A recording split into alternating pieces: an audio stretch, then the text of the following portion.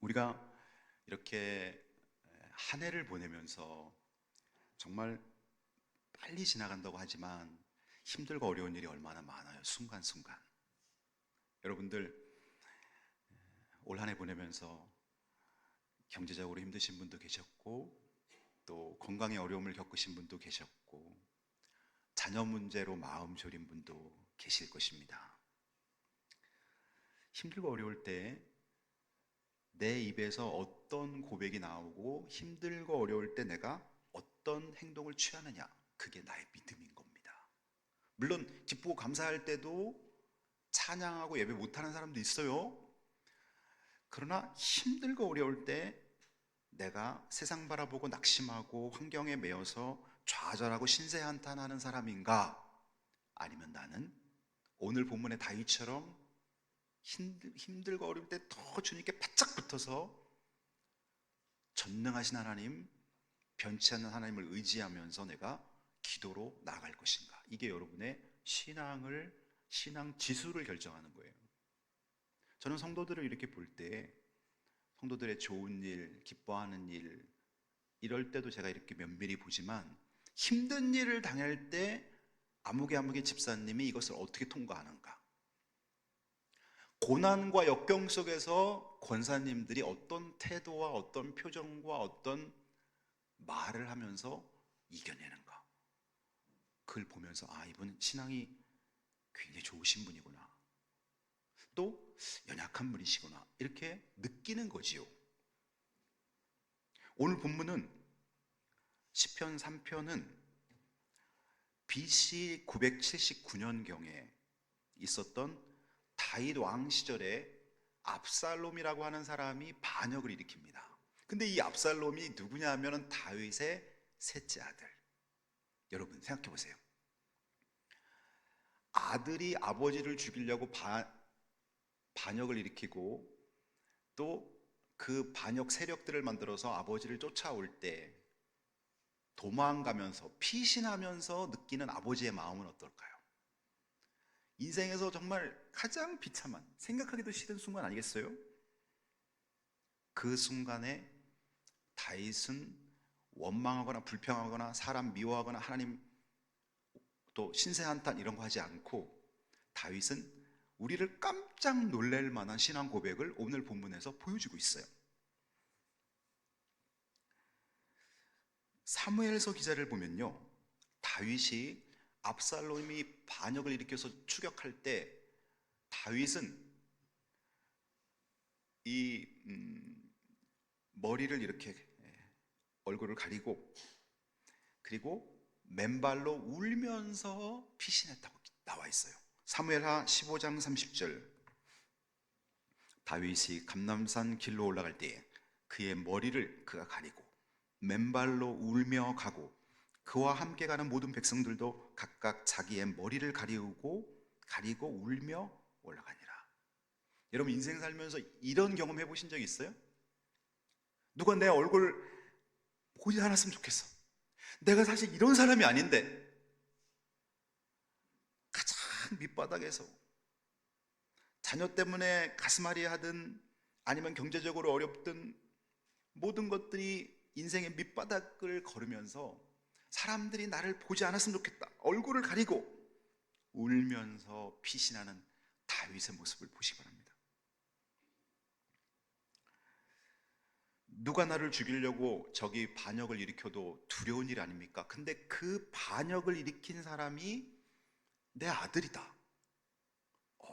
그러면 그보다 더 비참한 게 없죠.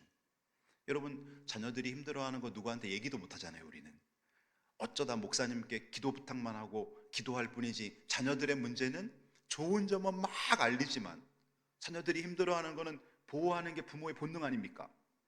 근데 그 자식 중에 압살롬이라는 자녀가 반역을 일으켜서 아버지를 죽이려고 그래요.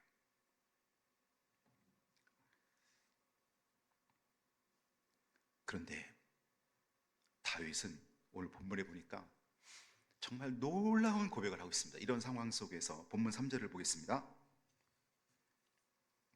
여호와여, 주는 나의 방패시요 나의 영광이시요 나의 머리를 드시는 자이시니다.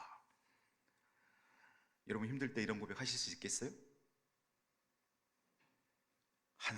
하나님이 나를 기름 부어 세우셨는데 왜 내가 이런 쫓기는 인생을, 그 또 자식한테 죽임을 당할까봐 도망가는 이런 신세를 만들어 놓으십니까?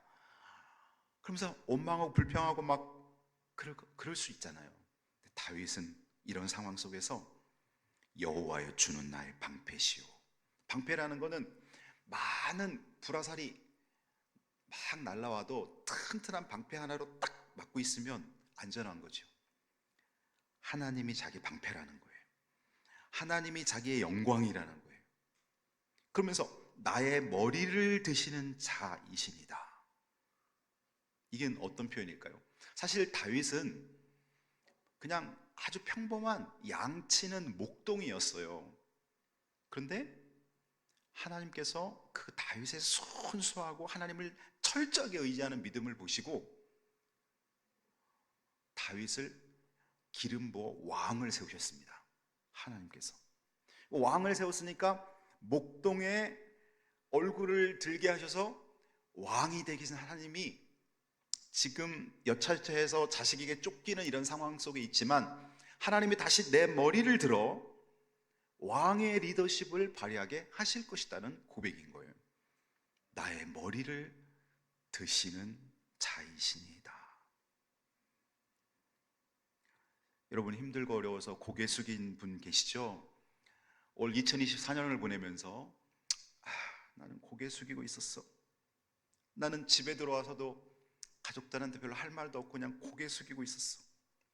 나는 고향 친구들이나 중고등학교 친구들 만나도 별로 할 말이 없어. 힘들고 어려운 일 때문에 그냥 고개 숙인 그런 분들이 계시다면 오늘 다윗처럼 고백해 보세요. 여호와여 주는 나의 머리를 드시는 자니이다.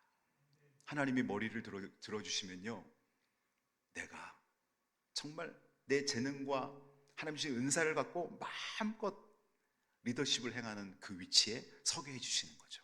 하나님은 내 머리를 드시는 자니이다. 이 표현을 잊지 마세요. 여러분의 자녀가 학교 시험 성적이 좋지 않아서 고개 숙이고 있을 때, 여러분 자녀가 어디 기업체에 원서를 냈는데 계속 불합격해서 몇 년을 보내면서 고개 숙이고 있을 때, 여러분 자녀가 사랑하는 사람이 있었는데 어떻게 잘 안 돼서 헤어지고 낙심해 있을 때, 여러분 부모라면 무슨 말 해주겠어요? 그때 이 구절을 기억하면서 이렇게 말씀해 주세요. 사랑하는 아들아, 다윗은 왕이었지만 그 아들 압살롬이 반역을 일으켜서 자식한테 쫓기는 상황 속에서도 여호와는 나의 머리를 드시는 자라고 고백하며 하나님을 의지했다. 하나님이 너의 머리를 다시 들어주실 거야. 힘내. 하나님 계시잖아. 하나님은 너의 머리를 다시 들어서 너의 재능과 은사를 반짝반짝 빛나게 해주실 거야. 이렇게 위로하시는 부모님 되시기를 주님의 축복합니다. 같이 울지 마시고, 울어줄 일 있으면 같이 처음엔 울다가도 결정적인 순간에는 힘을 줘야 되는 거예요. 우는 거에서 끝나면 안 돼요. 여러분, 기독교는 십자가 죽음에서 끝나는 것이 아니라 무덤 문이 열리고 예수 부활로 끝나는 종교인 것입니다. 그래서 우리는 항상 회개와 눈물이 있지만 영접 구원과 감사와 기쁨이 있는 것이죠. 올해 제가 이제 내년 달력 탁상용과 벽걸이 달력을 맞추는데 거기에 2025년 표어를 정해서 보내줘야 돼요. 그래 이제 인쇄할 거 아닙니까? 그래서 표어를 놓고 제가 한 2주 동안 내년 표어를 뭘로 정할까 하는데 제 마음속에 소망이라는 단어가 쫙 밀려오는 거예요. 소망. 그래서 제가 2025년 이수교의 표어를 이렇게 정했어요. 함께 읽어볼까요? 시작. 세상을 향해 소망이 되는 교회. 우리 이수교회가 세상을 향해 소망이 되는 교회. 이수교회가 소망이 되려면 이수교차로 왼쪽 편에 6층 건물로 반짝반짝 빛나는 회색 건물이 소망이 되는 게 아니에요. 이수 교회를 출석하고 있는 여러분이 얼굴에 기쁨을 띠고 삶의 목적 있는 인생을 살고 하나님께 영광, 이웃의 유익, 목적 있는 삶을 살고 여러분들의 입에서 예수 복음이 전파돼서 사람들이 죽어가는, 영적으로 하나님과 단절된 사람들이 여러분을 보고 소망을 가져야 돼요. 그러면 그게 세상을 향해 소망이 되는 교회인 거예요. 세상 사람들이 뭘 보고 이수교회를 보고 저 교회 소망인데 뭘 보고 그들이 알겠어요? 여러분의 표정과 여러분의 말을 보고 그들이 아는 거예요. 야, 저분 이수교회 출석하는데 저분의 입술에서 들려오는 복음이 나를 살게 한다. 저분 이수교회 다니시는데 세상이 알 수 없는 기쁨과 그 사람의 능력이 있다. 소망이 되는 거죠. 그래서 제가 성경 구절 중에 소망이 들어가는 성경 구절들을 요즘 이제 성경 검색 프로그램들이 이제 있으니까 이렇게 소망이란 단어를 쳐보니까 수십 개의 성경 구절이 쫙 뜨는데 제가 그 하나하나 다 묵상하면서 오늘 로마서 15장 13절 이 말씀을 이제 내년 표와 함께 우리 교회 말씀으로 정하게 된 거죠. 소망의 하나님이 모든 기쁨과 평강을 믿음 안에서 너희에게 충만하게 하사 성령의 능력으로 소망이 넘치게 하시기를 원하노라. 아멘. 성령의 능력으로 소망을 준다는 거예요. 여러분, 내가 아무리 많이 재산이 있고 내가 지금 사회에서 아주 높은 위치에 올라 있다 할지라도 내 마음속에 근심과 걱정과 염려로 가득 차 있으면 그 사람 행복한 사람 아니에요. 그런데 나는 가진 재산이 별로 없어요. 나는 남들과 비교해서 뭐 가방끈도 짧아요. 나는 어떤 권력의 위치에 올라가는 것도 없어요. 건강도 보니까 몸이 좀 아픈 데도 있어요. 근데 아침부터 저녁까지 늘 내 마음속에 소망으로 가득 차 있는 거예요. 내년도를 생각하면 더 기쁘고 70대를 생각하면 더 설레이고 80대를 생각하면 더 그렇고 소망으로 가득 찬 거예요. 그러면 그 사람 행복한 사람이에요. 성령의 능력으로 소망이 넘치게 한다라는 건 성령께서 우리에게 소망을 주신다는 거예요. 성령은 누구의 영이에요? 하나님의 영. 믿음, 소망, 사랑, 이 세 가지는 항상 있을 것인데 그 중에 제일은 사랑이라. 그럼 믿음, 소망, 사랑을 한자로 신망해라 그러잖아요. 신망해. 어떤 유치원 이름을 보니까 신망의 유치원도 있더라고요. 믿음, 소망, 사랑. 분명히 원장님이 기독교인이겠죠. 그러면 소망이라는 거는 너무 중요한 거예요, 여러분. 우리가 아무리 힘들어도 소망이 있는 사람은요, 웃으면서 일할 수 있어요. 군생활이 아무리 힘들어도 이제 얼마 후에 나 전역할 거야. 별로 힘들지 않아요. 근데 상대적으로 그렇게 힘든 것 같지 않은데도 앞에 소망이 안 보이잖아요. 무척 힘든 거예요. 그러니 여러분, 소망은 너무나 중요해요. 소망은 우리에게서 에너지를 가져다 줍니다. 여러분 일하실 때 보세요. 소망이 있을 때는 엄청 효과가 생산력이 좋아요. 그래서 우리가 세상을 향해 소망이 되는 교회를 세워나가는 한 해가 되기를 원하고요. 사람이 무엇을 바라보느냐에 따라서 그 입술의 고백이 달라집니다. 세상을 보고 환경에 집중하면 실망과 좌절로 인해서 원망과 신세한탄이 나옵니다. 그런데 하나님을 바라보면 소망이 생겨요. 왜냐하면 그분은 전능하신 분이기 때문에 그래요. 여러분, 전능하다는 건 무슨 말이에요? 모든 것에 능하다는 거예요. 99가지에 능하고 한 가지는 못해. 그 전능이 아니에요.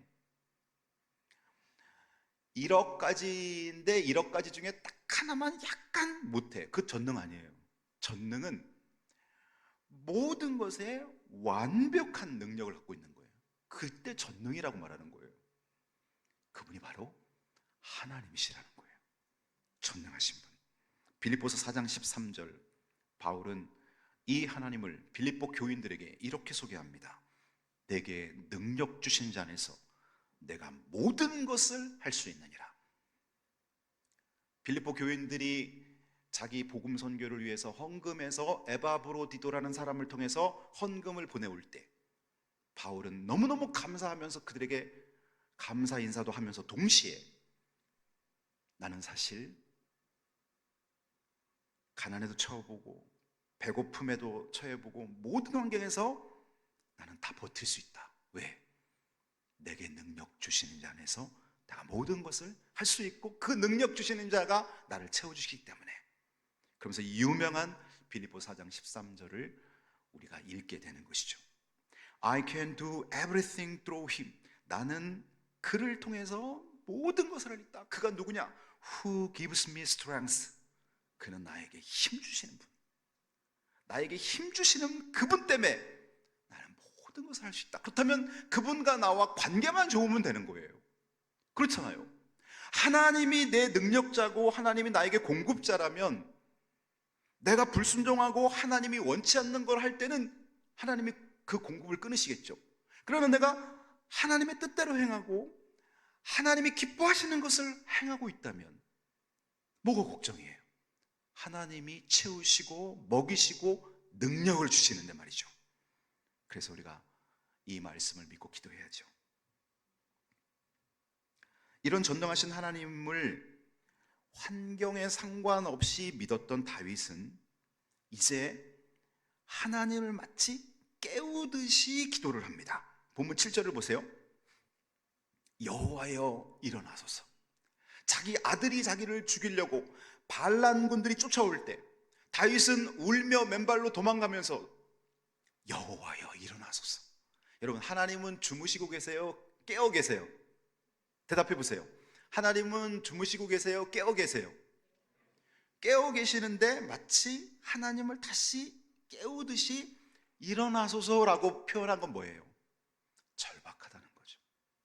하나님, 제사장 아시죠? 하나님 일어나세요. 하나님이 저를 보고 계시지만 지금 모셔야 돼요. 하나님 일어나세요 라고 말하고 있는 거죠. 간절히 찾고 있다는 거예요. 우리가 하나님께 기도할 때도 이런 마음으로 기도해야 돼요. 마치 하나님을 흔드는 것처럼 신에 대한 의인화를 표현한 기법이죠. 여호와여 일어나소서. 하나님은 졸지도 주무시지도 않는다 그랬는데 왜 이런 표현을 할까? 그만큼 다윗이 절박하다는 거예요. 나의 하나님, 나를 구원하소서.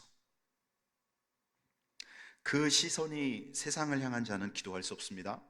믿음으로 예수를 바라보는 자만이 기도할 수 있는 거예요. 그래서 히브리서 11장에서는 믿음에 대해서 이야기했고 12장에서는 히브리서 11장을 결론 지으면서 이렇게 이야기합니다. 히브리서 12장 2절 믿음의 주요 또 온전하게 하신 이인 예수를 바라보자. 예수를 바라보는 자만이 기도할 수 있기 때문에, 예수를 바라보는 자만이 소망을 가질 수 있기 때문에. 그래서 여러분, 기도해야지. 아, 올해는 나 기도할 거야. 기도해야지. 그래, 기도해야 돼. 노트에도 기도하자, 기도하자. 아침에 한번, 저녁에 기도하자, 기도하자. 그리고 여기까지 왔어요. 아무것도 안 한 거예요, 그 사람. 그냥 발걸음을 움직여서 뚜벅뚜벅 밤기도에 와서 함께 기도하는 거예요. 기도의 자리에 가서 기도하는 거예요. 생각만 수백 번, 수천 번 하는 사람은 아무런 변화가 없어요. 그러나 단 한 번 순종의 자리에 발을 옮겼는데 하나님이 역사하시는 거예요. 그래서 여러분, 기도의 자리에 나아가세요. 결국 이 압살롬은 어떻게 되냐면은, 압살롬은 성경에 보면은 머리부터 발끝까지, 정수리부터 발끝까지 아주 흠모할 만큼 잘생긴 사람이었더라. 근데 이 압살롬이 아버지를 몰아내고 왕이 되려고 하다가 결국은 다윗의 군대에 이제 패배하게 됩니다. 그리고 압살롬이 도망가다가, 옛날엔 남자들도 머리를 길렀잖아요. 그 머리털이 풍성하니까 뭐 말을 타고 가다가 이 상수리나무 머리 막 타고 가다 이 머리카락이 탁 걸리면서 거기 대롱대롱 매달리게 된 거예요. 다윗은 자기 부하 요압이라는 군대 장관에게 내 아들을 잡으면 절대 손대지 말아라. 그가 반란은 일으켰지만 내 자식이다. 죽이지 말아라. 그렇게 부탁했는데 요압이 압살롬을 죽여버립니다. 압살롬을 그냥 놔두었다가 또 반란을 일으킬 불씨가 되기 때문에 요압은 다윗에게 벌받을 각오하고 그 압살롬을 죽입니다. 그걸 나중에 알게 된 다윗은 엄청 울어요. 압살롬아, 압살롬아, 내가 죽어야 되는데 네가 죽었구나. 내가 죽어야 되는데 네가 죽었구나. 이게 바로 부모의 마음인 거예요. 자기를 죽이려고 달려오는 자식, 그 자식을 자기 부하가 죽였다 그래서 그것 때문에 며칠을 통곡하며 지냈던 다윗. 그것이 바로 부모의 마음인 거죠. 다윗은 자기가 쫓기면서 이런 고백을 해요. 5절에 보면은 내가 누워 자고 깨었으니 여호와께서 나를 붙드심이로다. 여러분, 우리가 매일 단잠을 잘 때는 아침에 일어나는 것이 그렇게 신기하지 않을 때가 있어요. 근데 여러분, 몸이 아파갖고 막 정말 사경을 헤맬 때는 아침에 일어날 때 어때요? 너무 감사하죠. 하나님, 제가 오늘도 살아있네요. 오늘 하루를 살 수 있네요. 그런 마음을 갖게 되시오. 근데 저는 제가 엄청 아픈 건 아닌데 제가 언제부턴가 아침에 일어나면 저도 모르게 침대에 잠깐 앉아갖고 저도 모르게 마음속으로 그런 말을 합니다. 아침에 저의 고백이에요. 주님, 제가 오늘도 일어나게 하시니 감사합니다. 오늘 하루도 살게 하시니 감사합니다. 행복하게 살겠습니다. 섬기며 살겠습니다. 예수 전하며 살겠습니다. 주님 사랑합니다. 마음속으로 다짐하는 매일같이 오늘 하루도 살게 하시니 감사합니다.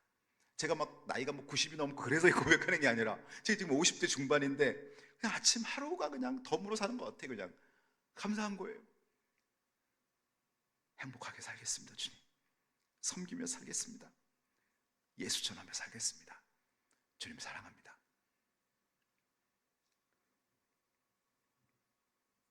사랑하는 성도 여러분, 좌절하지 마십시오. 땅이 꺼지고 세상이 두 동각이 나도 하나님은 여전히 우리의 아버지로 살아계십니다. 형식적인 믿음은 버려야 됩니다. 자기가 자신을 돌아보세요. 내 믿음이 너무 형식적이야. 버리세요. 왜 나중에 소천하기 전에 왜 후회해요? 지금 버리면 되지. 그렇잖아요, 여러분. 왜 나중에 죽기 전에 후회를 해요? 지금 버리면 되지. 어떤 분이 돌아가시기 전 얼마 전에 하나님, 제가 예수 믿은 지 40년 됐는데 한 명에게도 전도를 못했어요. 하나님 용서해 주세요. 지금 전도하시면 되잖아요. 왜 돌아가시기 전에 왜 울려고 그래요? 지금 하면 되잖아요. 지금. 정말 하나님 앞에 나와서 기도다운 기도를 한번 해보세요. 기도다운 기도란 뭐냐면은 교회에서 이제 담임 목회자가 여러분 우리 기도합시다. 우리 한 2, 3분 통성으로 기도합시다. 그래서 막 같이 기도해. 우리 사도신경으로 신앙 고백합시다. 막 따라했어요. 마음도 실리지 않고 혹시 그런 분이 계시다면 막 그렇게 되어 있어요. 근데 올 한 해 진짜 하나님 앞에 인격적으로 주님과 교감하는 기도를 한 기억이 없는 거예요. 그런 기도는 형식적인 기도. 진짜 기도는 뭐예요? 진짜 기도를 하려면 여러분 이제 하나님께 나와서 이렇게 해보세요. 아무도 없는 예배당에 혼자 나와서 기도하면 더 좋고요. 하나님께 나와서 1대1로 한번 하나님 앞에 아버지, 고개 숙인 제 머리를 들어주옵소서. 다윗이 하나님은 내 머리를 드시는 자니이다, 그 고백처럼 하나님, 제가 요즘 고개 숙이고 있어요. 하나님, 고개 숙인 제 머리를 들어주옵소서. 그렇게 한번 여러분 기도해 보세요. 아버지, 제가 왔어요. 그럼 나도 모르게 눈물이 쫙 하나님, 이게 진짜 기도. 그냥 한마디에 감동이 있는 거예요. 아버지, 이제 제가 왔어요. 그동안의 기도는 더불어 기도였는데 이제 제가 진짜 기도합니다. 아버지, 이제 제가 왔어요. 그때요, 나도 모르게 눈물이 쫙 나는 거예요. 그런 기도를 드려보세요. 그리고 하나님과 이런 얘기 저런 얘기 나누는 거예요. 하나님, 제가 이랬어요. 제가 이랬어요. 기도는 그렇게 어려운 게 아니에요. 하나님과 내가 정말 1대1로 앉아서 이야기하듯이 진솔하게 하나님께 아뢰는 거예요. 오늘 설교를, 일부 예배 설교를 딱 하려고 딱 이제 제 목양실 문을 딱 나오려고 그러는데, 제 책꽂이에 꼽혀 있는 올해 성부 영신 예배 때 개인별 말씀 달피 뽑는 게 있고, 가족별로 이제 이렇게 가장이 뽑는 게 있잖아요. 가족별로 뽑은 말씀이 딱 되게 눈이 들어오는데, 오늘 본문 말씀하고 너무 일치하는 거예요. 그래서 제가 여러분에게 읽어드려요. 이 출처는 룻기 2장 12절. 외우기도 좋아요. 룻기 2장 12절.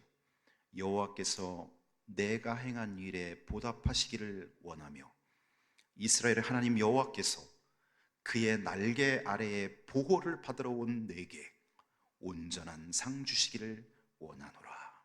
아멘. 자, 여기 중요한 게 뭐예요?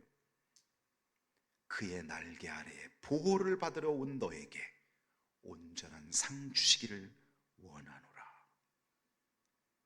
그러니까 하나님 앞에 내가 지금 정말 어렵고 힘든데도 기도하지 않는 사람들은 보호받으러 온 사람들이 아니에요. 내가 힘들고 어려울 때, 내 자녀들이 고난에 있을 때 그의 날개 아래 보호받으러 온 사람들에게 하나님은 상 주시기를 원하고 계시고, 그거를 또한 축복하고 있는 것입니다. 나오미가 룻을 축복하듯, 보아스가 룻을 축복하듯, 여러분도 하나님 앞에 그의 날개 아래 보호받으러 기도하러 나오시는 여러분 되시기를 주님의 이름으로 축복합니다. 요즘 시편을 본문으로 밤기도회를 설교하고 있습니다. 사모함으로 기도의 자리에 나오시기 바랍니다. 매일이 힘들면 한 주에 한두 번이라도 함께 오셔서 기도하시고, 마음이 있는 곳에 갈 수 있는 길이 열립니다. 모든 것은 마음의 문제입니다. 믿음의 사람이 세상을 변화시킵니다. 기도하겠습니다.